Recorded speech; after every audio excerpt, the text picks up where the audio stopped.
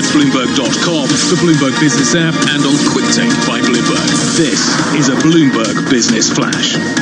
Good morning from London. I'm Sandra Kilhoff with this Bloomberg Business Flash. Now, we are looking at a down day in European trading. The FTSE slipping 1%, the Stock 600 down 1.3%, and the DAX down 1.7% in Frankfurt. At the same time, US futures are actually slightly in the green. It comes after a mixed trading day in Asia, where the Hang Seng is currently fairly flat. We did see Japanese equities closing lower, but Chinese equities closing higher this morning. Now, in currencies, I'm keeping a particular eye on sterling this morning. It's at 122. It was enjoying a bit of a bid straight after that UK GDP number came out. We have fallen into recession in the first quarter, but the number was better than expected. And so we are seeing sterling slightly bid, currently up 0.2% at the moment. Otherwise, it's all about the Kiwi dollar falling 1% against the greenback. It is the big laggard amongst G10 currencies after the RBNZ doubled its asset purchase program and said it could cut rates even further, even into negative territory. On the other hand, we are seeing the Bloomberg dollar spot index unchanged, the yen holding at 107.1, and the euro at 108 this morning. Bitcoin, meanwhile, up 0.8% at $8,899. In the bond markets, 10-year Treasury yields holding at 66 basis points, 10-year bund yields sliding 3 basis points to negative 53. We are seeing 10-year gilt yields lower at 22 basis points this morning. Finally, in the commodity markets, we are seeing gold fairly steady at $1,703 a troy ounce. WTI sliding 1% to $25 a barrel. That's a Bloomberg Business Flash. Now here's Lynn Garrins with more on what's going on around the world. Sandra, thank you. Brazil has reported a new record for coronavirus deaths. That's as Latin America's largest economy becomes the new global hotspot. The country reported 881 deaths yesterday, pushing the total to 12,400. Last week, the country exceeded the UK's daily death toll. The pharmaceutical maker Gilead is licensing its potential coronavirus treatment, remdesivir, to 5 generic drug manufacturers in India and Pakistan. This measure should help speed supply chain development to meet anticipated demand. The companies will be able to produce the drug without paying Gilead royalties. That's until the World Health Organization declares the end of the pandemic or until another drug or vaccine is indeed improved. And finally, as Naira mentioned earlier, here in the UK, the government has set out plans to reopen England's housing market as the coronavirus lockdown begins to ease. From today, estate agents can open, viewings can be carried out, and removal firms can restart operations. It's estimated there are 450,000 buyers and renters with plans on hold. Global news 24 hours a day, on air and on QuickTake by Bloomberg, powered by more than 2,700 journalists and analysts in more than 120 countries. I'm Jan Gerrans. This is Bloomberg Naira. Yeah, Leanne, I mean, we've all had a discussion offline about whether it's a good time to buy in the UK right now, but about whether it's good to buy or not relating to the market. It's more a question as well of whether people will actually want to put themselves in that close contact with others, I suppose.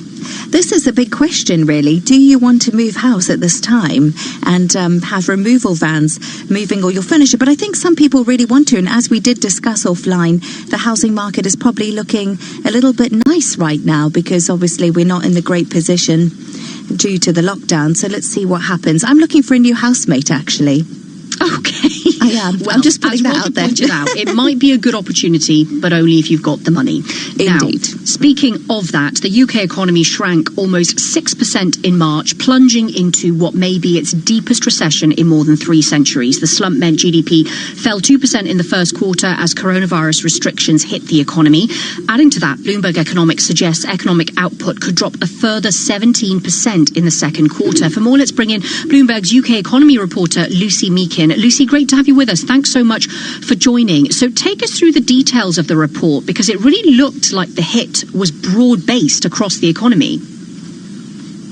Yeah, I know. Yes, it really was. It's actually quite stunning how broad-based it was, given we only really had a week of lockdown within this period.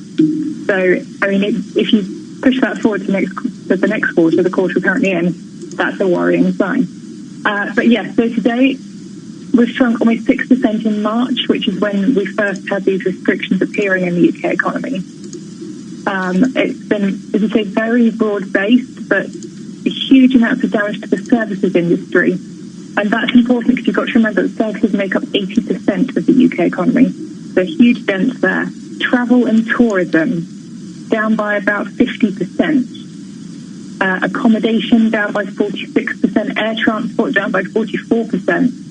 And, at the start of March, I think most of us are operating pretty normally in the UK. So it's a worrying sign. Yeah, no, it is interesting you mentioned that because, of course, as you say, it only takes in a very small part of the lockdown which we've been experiencing. But, I mean, going on, looking further forward, I know we're predicting a further 17% drop in the second quarter, but with the gradual easing that we're talking about, at least in England, if not in Wales, Scotland and Ireland, is that likely, do you think, to make much difference going forward? Is there a sign, as some, I think the British Chambers of Commerce was saying, that many businesses could get back up and running relatively quickly? I think there is some level of hope, but I'm a little bit shocked looking at this data and realising how much of a difference a week has made to the March data. So when you consider that many firms won't be able to reopen even if they want to at this moment in time. They might not be able to get workers in because workers might be quarantining or workers might be ill or in, groups that are at risk. Or they may not be able to put in social distancing measures to make it safe enough. Plus, people may not be willing to go to the shops or to move house, as you just mentioned. So it's hard to say that this is going to suddenly bounce back. I think this is going to be going on for a long time. So where does that leave the Bank of England, Lucy? Deputy Governor Ben Broadbent has said they may need to ease monetary policy further. Is that going to come soon? I think so, yes. We've got a June meeting coming up. We didn't see anything at the last meeting last week, but June is coming up. And currently, the Bank of England's QE programme is due to run out towards the end of June. So if they want to top that up, the June meeting would be the obvious time to do it. Two policymakers were already voting for that at the last meeting. So I think that seems pretty well locked in. Everyone's expecting it and nobody's really talking it down. Okay. I wouldn't see much action on rates. All right. Lucy, thank you so much for being with us. That was Bloomberg's UK economy reporter, Lucy Meakin, giving us a sense of where this is going. Yeah. We've talked about the pound rising slightly after that data. Perhaps it was priced in. The stock 600 extending losses down 1.2%. This is Bloomberg. This is a Bloomberg Money Minute. Every way they looked, investors saw danger in reopening the economy too soon. Dr. Anthony Fauci told a Senate panel there could be more deaths and a setback to economic recovery. But a Federal Reserve official says not to reopen the economy could mean mass bankruptcies and depression. So the stock averages start the day after a drop of 2%. More bonuses for Walmart workers, $300 for full-time hourly associates and $150 for part-timers. Workers, including assistant managers at all Walmart facilities and its supply chain, will be eligible. This will cost Walmart about $400 million. Summer vacation plans this year may see a lot of us hit the road. A survey from Gas Buddy says 31% of the more than 1,800 people asked say they do plan to take a summer road trip. Part of it's to take advantage of lower gas prices. The other part is to avoid flying. Joan Doniger, Bloomberg Radio. Are you interested in a challenging and exciting career? One where you can be part of solving complex challenges across industries and geographies. Bloomberg's ever-expanding technology, data, news, and media services foster innovation, empower clients, and offer nearly limitless opportunities for career growth. Visit Bloomberg.com/careers today to view our current job opportunities. Bloomberg LP is an equal opportunity employer. The address once again is Bloomberg.com/careers. When the market is unpredictable, BAM gives you certainty. In the face of volatility and illiquidity, BAM-insured municipal bonds deliver default protection, value preservation, and a durable AA rating from S&P. BAM's insurance protects against everything that causes a default, including natural disasters, financial fraud, pension issues, and economic disruption, like the one we're experiencing right now. BAM. Build America Mutual. Ask your broker about BAM-insured municipal bonds. Elite advisory firm. This is a message from the government about the emergency measures to support the economy during the period of disruption caused by the coronavirus.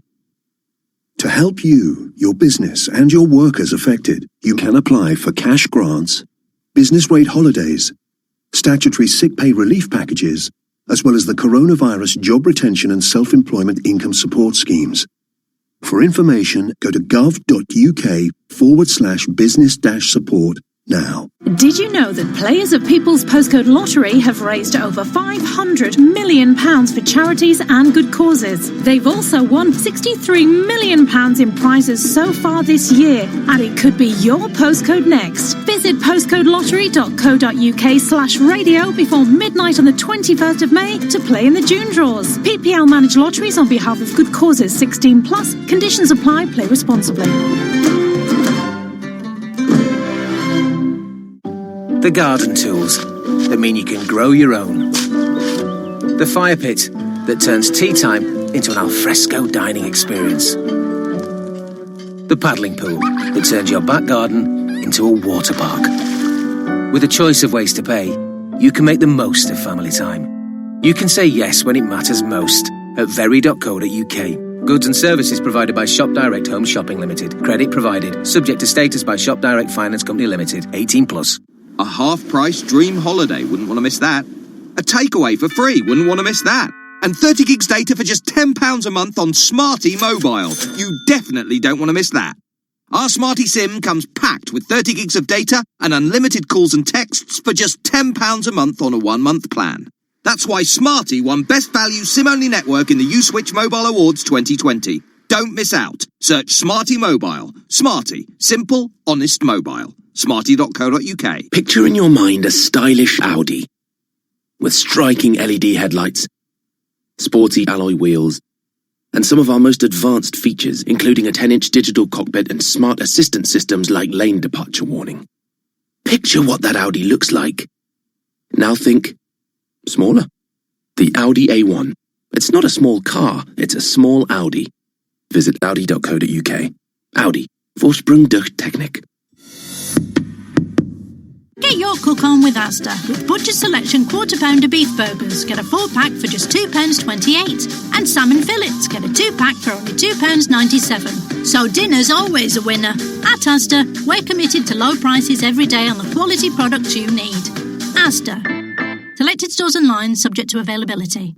Broadcasting live to London on DAB digital radio, to New York, Bloomberg 1130, to Washington DC, Bloomberg 99.1, to Boston, Bloomberg 106.1, to San Francisco, Bloomberg 960, and around the globe, the Bloomberg Business app and BloombergRadio.com. This is Bloomberg Daybreak Europe.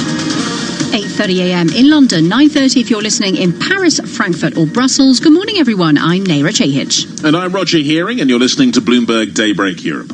Roger, 30 minutes into the equity market open here in Europe, we're seeing quite a bit of caution. Yesterday, we closed slightly higher on the Stock 600. Today, we're down 1.4% right now on Europe's equity benchmark.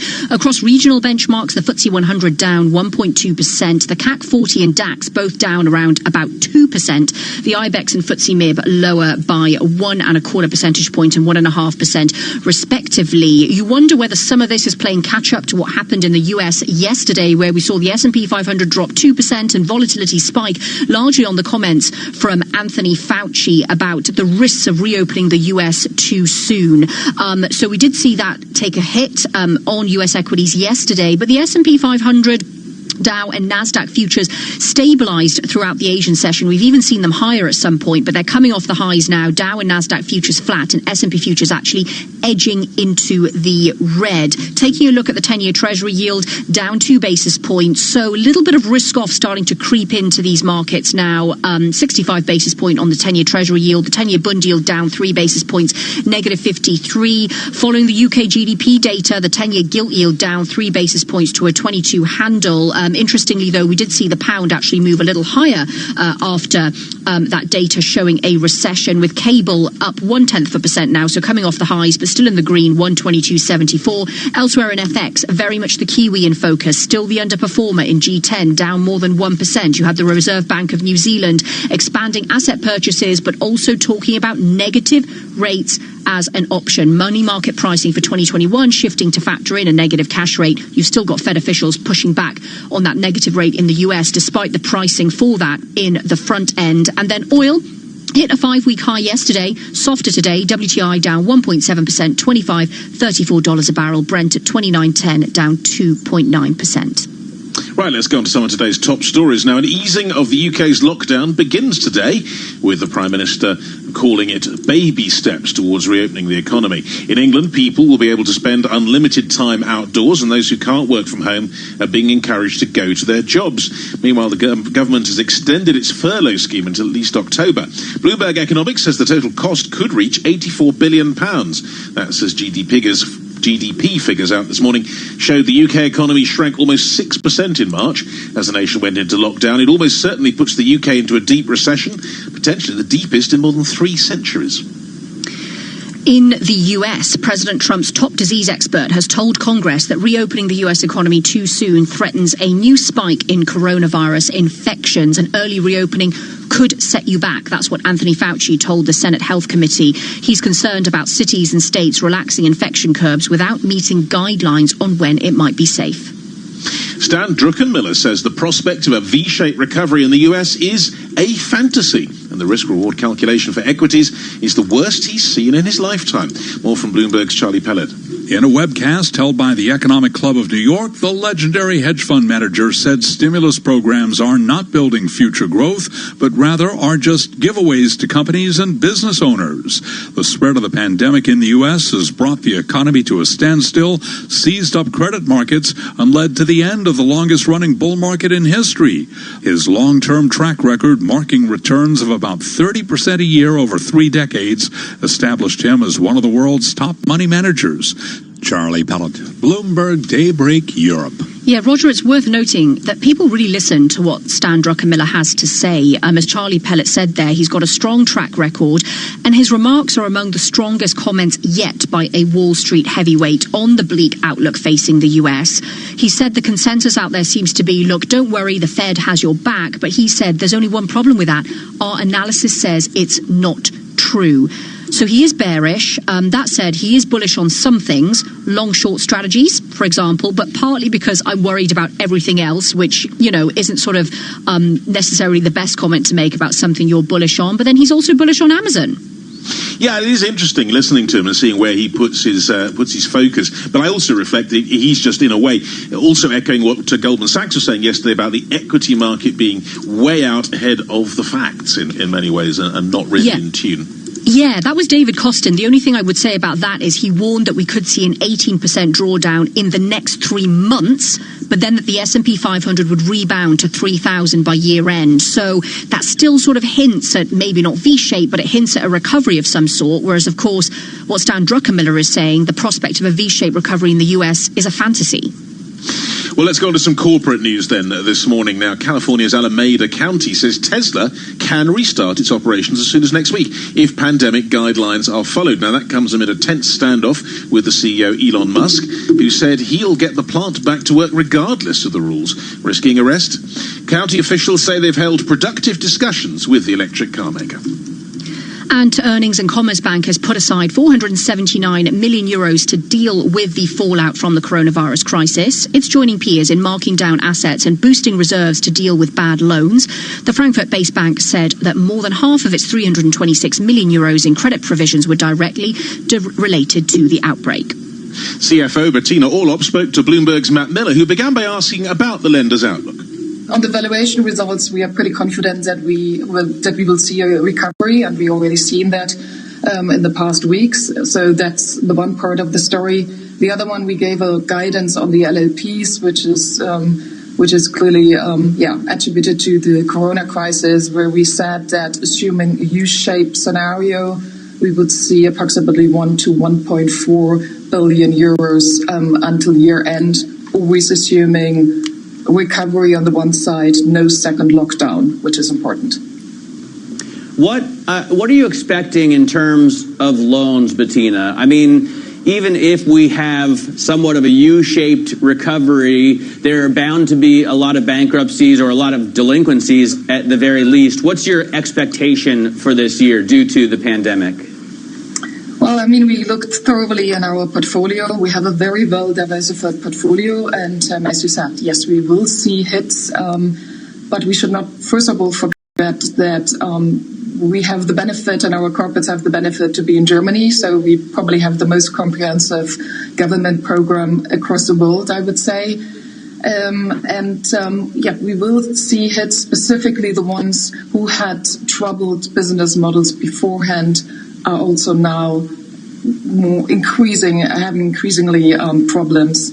And that's why we forecast something around 1 to 1.4 billion, which clearly makes sure that this is more than we predicted at the beginning of the year, where we gave out a guidance on more than 650 million loan loss provisions. So it's quite an increase in comparison to our original guidance. Absolutely. You'd already planned cost cuts. Of course, you've got a plan in operation right now, and last year you announced you're going to cut about 20% of the branch network. I wonder what your thinking is currently, as people, more people, even Germans, shockingly, are switching from cash to digitalization. A lot of people are doing their banking from home or remotely rather than going into branches. Do you see that plan being accelerated to reduce your widespread branches in Germany? Well, you're absolutely right. We are definitely seeing a change of customer behavior at the moment. We had in March an all-time high with respect to our mobile banking app. It was 50% above the 2019 average. So customer behavior, specifically the German one, is really changing. And we are thoroughly analyzing the situation and also the impact on our business model, and we will adjust to it. And I'm also pretty confident that clients and customers will stick to this behavior even if the crisis is over, and we will take that into account. I think you're planning to unveil new cost cuts at the end of the summer. You hired McKinsey to review your business model as well. Has that changed during this crisis? Are you thinking about a change to the strategy at the end of August, beginning of September still? We announced it already in February when we talked about our 2019 full results, that we said that we are looking into our costs again, and that we want definitely to increase our profitability targets, and that we are currently doing. And indeed, Corona has added some new lights on it, and we will incorporate that, and we will update you over the summer. And that was the Commerzbank CFO, Bettina Orlob. And interestingly, Nera, we've heard other banks, well, Deutsche Bank talking about cutbacks in staff and also cutting pay at the top. The banks in Europe generally are not facing a good prospect.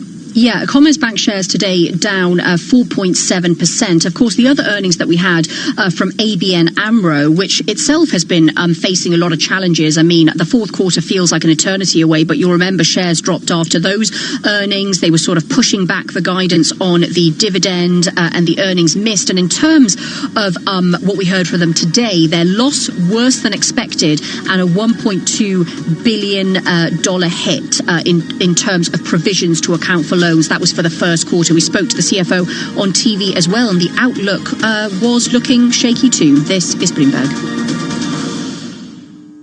To buy your home, you became a house hunting ace, learned about loans, scoured neighborhoods, and asked the right questions. Now you're queen of your castle. If you manage that, you can get your retirement plan on track. Visiting aceyourretirement.org can help. With 401k tips and smart saving strategies, you'll feel empowered to own your retirement like you own your home. Go to aceyourretirement.org, because when it comes to clearing financial hurdles, you're an ace. Brought to you by AARP and the Ad Council. Are you looking for senior care for your mom or dad but don't know where to start? Hi, I'm Jen London with A Place for Mom. Nobody knows your parent or loved one better than you, and nobody knows senior living better than the experts at A Place for Mom. It's a free service, and we've helped thousands of families find the right place for their mom or dad. There's a place for answers, A Place for Mom. Call today. Call A Place for Mom at 1-800-391-1755. That's 1-800-391-1755. Hey, y'all, Jeff Foxworthy here. Now, if you've ever found yourself repeating the same thing over and over for 75 years, you might be Smokey Bear. Only you can prevent wildfires. That's why I'm filling in for Smokey to switch things up, because there's a lot more to say. And I should know because my grandfather was a firefighter. And one of the things he taught me is that the people that love the outdoors the most are often the ones accidentally starting wildfires, which means always BYOB. No, bring your own bucket to the campfire. And be extra careful with things like burning yard trimmings. Don't just walk away, or chances are you might be starting a wildfire. So for the love of the outdoors, go to SmokeyBear.com to learn more about wildfire prevention. Brought to you by the U.S. Forest Service, your state forester, and the Ad Council. Have you wanted to... Did somebody say just eat? Me, get delivery like a G. See, hungry dogs gotta eat. I get mines every day, every week. Chicken wings to the crib, I'm sitting in.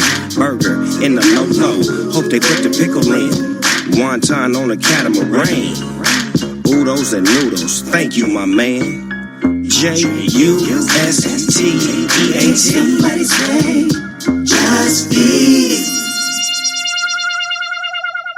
Did you know that players of People's Postcode Lottery have raised over £500 million for charities and good causes? They've also won £63 million in prizes so far this year, and it could be your postcode next. Visit postcodelottery.co.uk/radio before midnight on the 21st of May to play in the June draws. PPL manage lotteries on behalf of good causes 16+. Conditions apply. Play responsibly. This is a message from the government about the emergency measures to support the economy during the period of disruption caused by the coronavirus. To help you, your business, and your workers affected, you can apply for cash grants, business rate holidays, statutory sick pay relief packages, as well as the coronavirus job retention and self-employment income support schemes. For information, go to gov.uk/business-support now. A half-price dream holiday, wouldn't want to miss that. A takeaway for free, wouldn't want to miss that. And 30 gigs data for just £10 a month on Smarty Mobile. You definitely don't want to miss that. Our Smarty SIM comes packed with 30 gigs of data and unlimited calls and texts for just £10 a month on a 1-month plan. That's why Smarty won Best Value SIM-only network in the U-Switch Mobile Awards 2020. Don't miss out. Search Smarty Mobile. Smarty. Simple, honest mobile. Smarty.co.uk. For more than 20 years, Asda supported our communities. We've raised over £23 million for Fair Share and the Trussell Trust. And recently, we've donated supplies to frontline NHS workers and carers. We've always been proud to serve those around us. Visit asda.com/creating change for better. Asda, we're all in this together. Where will 2020 take you? Somewhere where people care about each other, about our planet, about creating a better world for everyone, and becoming the best versions of yourselves. Join a community of like-minded individuals at the University of Winchester.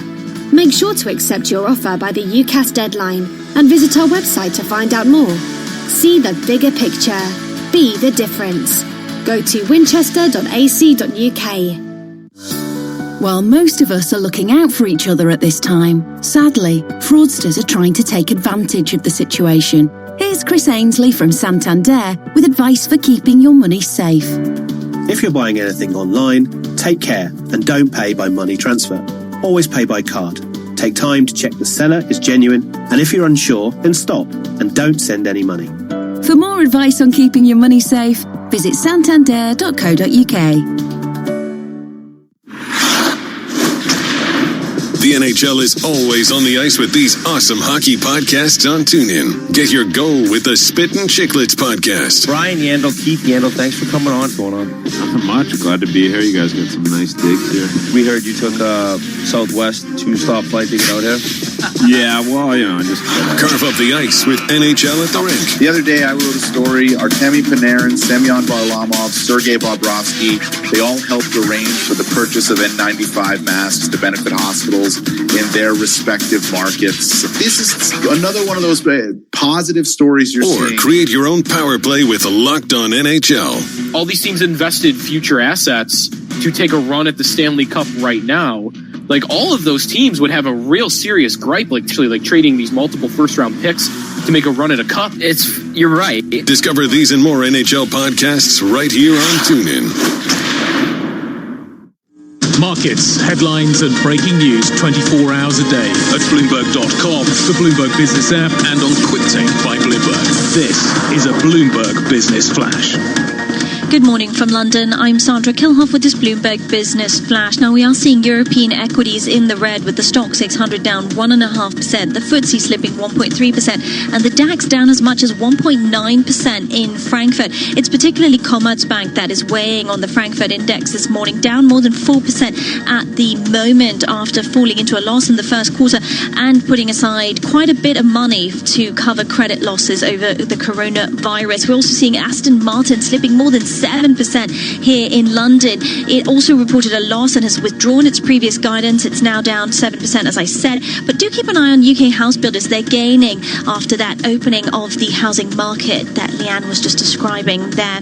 Now, we are seeing US futures pointing slightly higher. It follows a mixed trading day in Asia, where the Hang Seng is currently fairly flat. In currencies, I am keeping a close eye on the Kiwi dollar. It plunged 1% this morning after the RBNZ doubled its asset purchase program.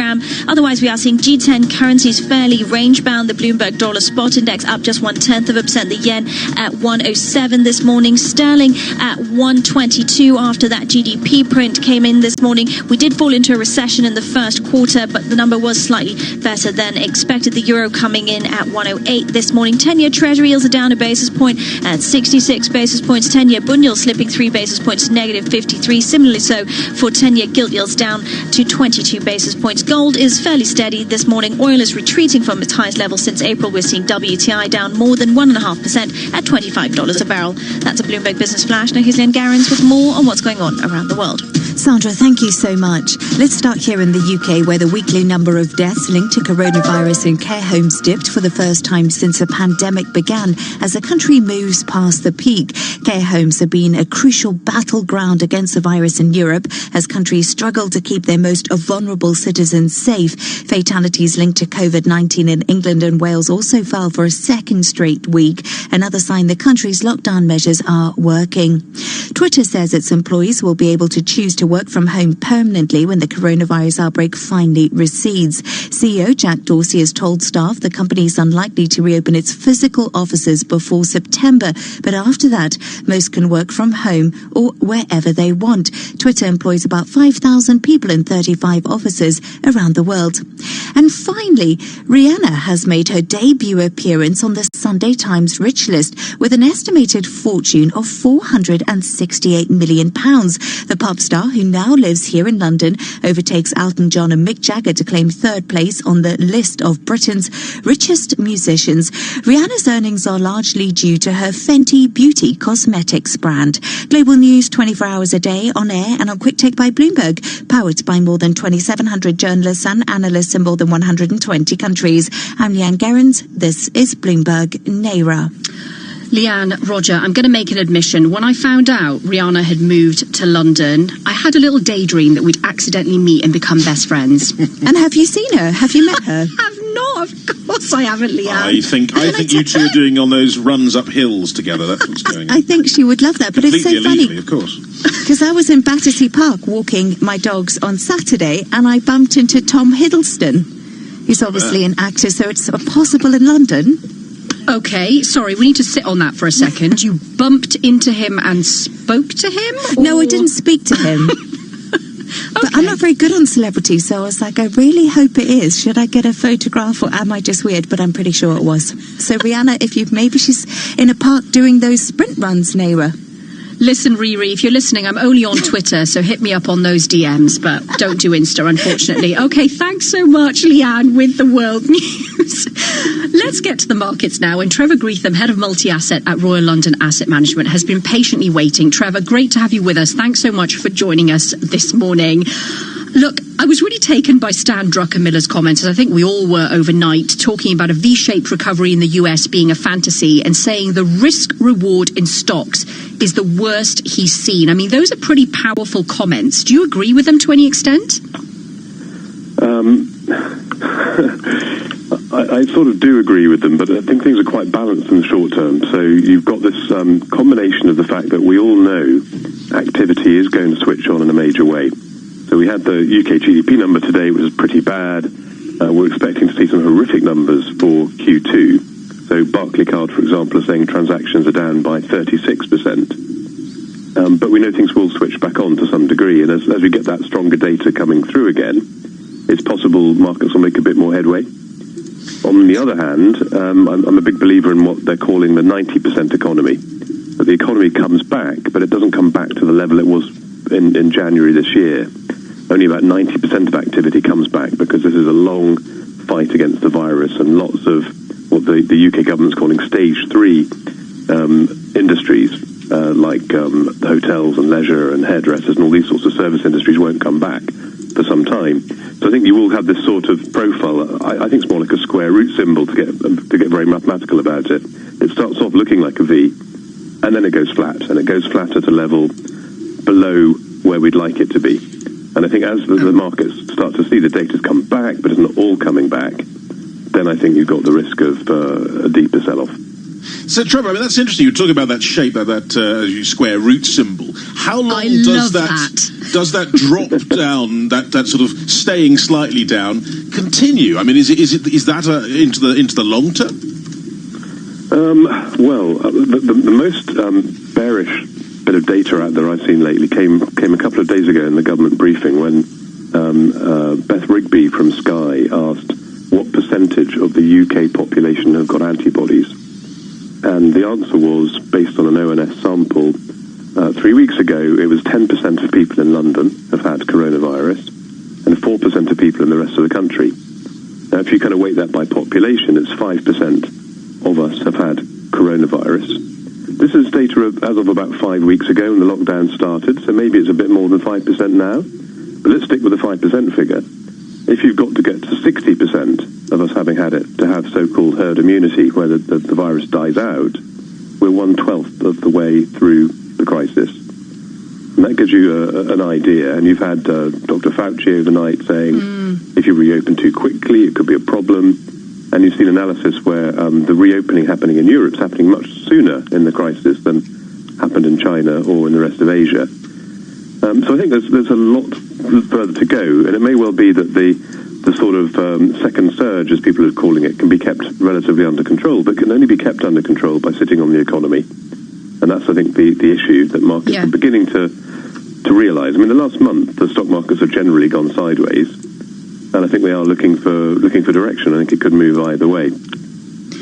Yeah, I mean, I absolutely love square root symbol. It's sort of like the Nike swoosh, but even better, I think. The other one I've heard recently is bathtub. But with that outlook, Trevor, where you think that we could see markets wake up to the reality of a second wave and the fact the economy is not back to where it was, what approach do you take in multi-asset funds?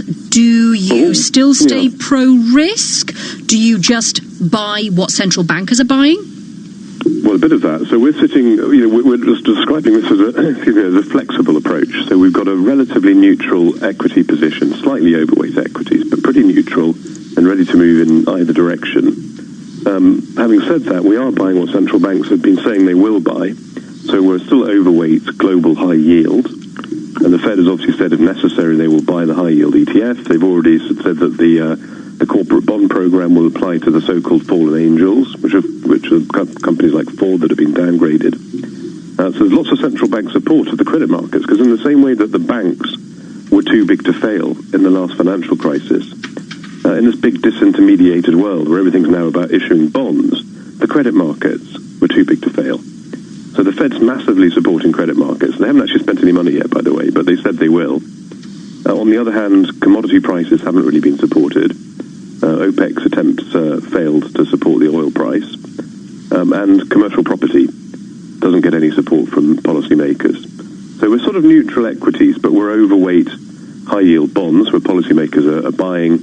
We're underweight commodities and real estate. And then there's a big sort of growth value trade going on within equities. So we're overweight the US, we're overweight technology, we're underweight the UK, underweight financials and industrials.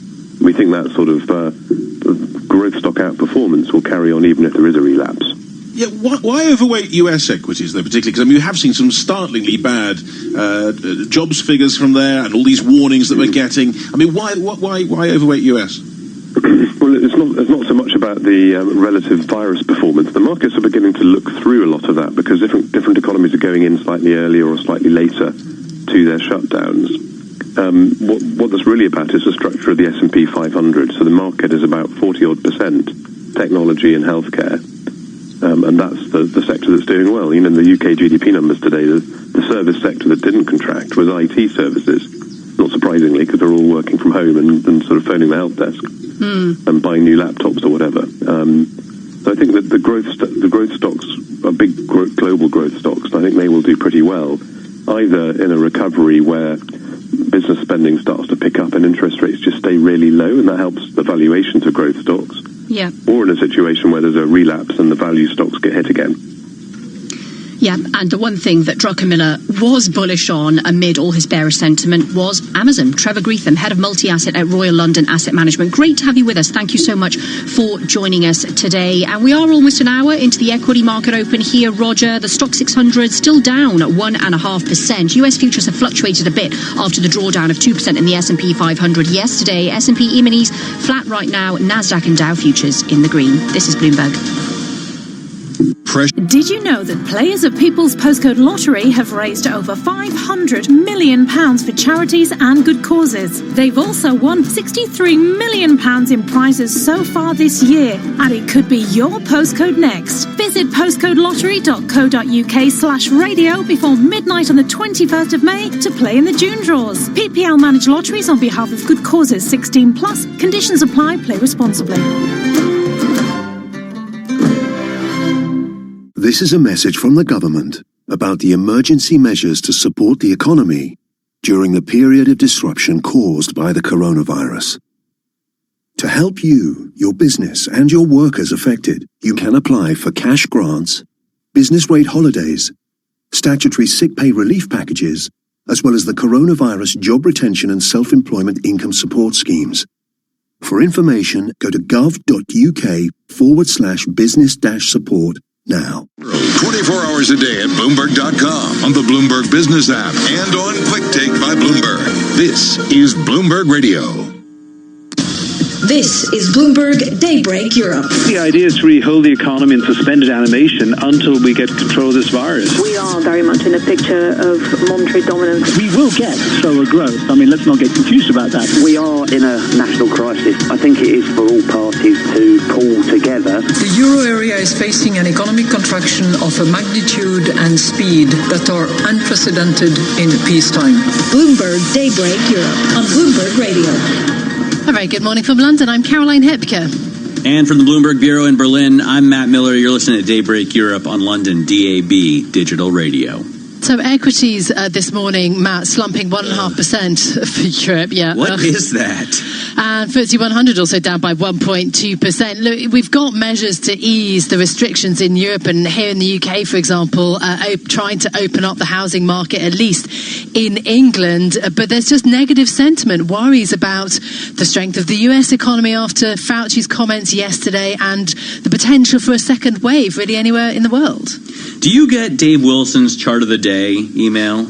I do. Remind me today's. So last night I was looking, because of the time change, we get it later, of course. And he showed a chart of the U.S. Stock market, essentially the S&P 500, 12 months after massive GDP drops. So when you have something like we had or you've had in the last quarter, 12 months later, he looks at the market, and going back through history, it's always a huge positive.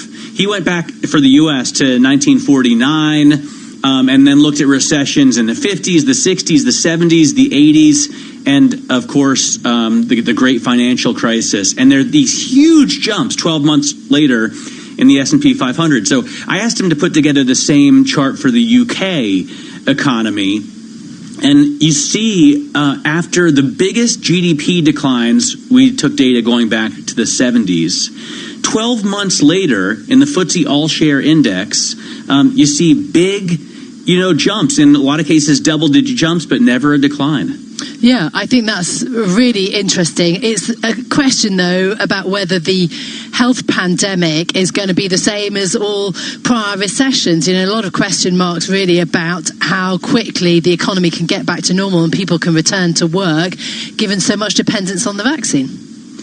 Yeah, absolutely. Oh, well, on the vaccine or on controlling it somehow, right? If you've got these limits, keeping the number of infections per 100,000 down, or keeping the reproduction rate down, etc. But I thought it was interesting to hear from Jim Bullard at the Federal Reserve overnight saying, look, if you don't open the economy soon, you're going to get basically these cascading bankruptcies that Stiglitz worried about, and just permanently scar the economy. We deal with certain issues. For example, we don't stop flying to places on vacation because of terrorism. We don't stop driving because people die in car accidents. And I realize this is a different scenario here. I'm not advocating for one thing or the other, but Bullard was saying maybe you don't want to completely destroy the global economy because of the coronavirus. Yeah, and risk is such a tricky one to quantify, how people understand risk, isn't it?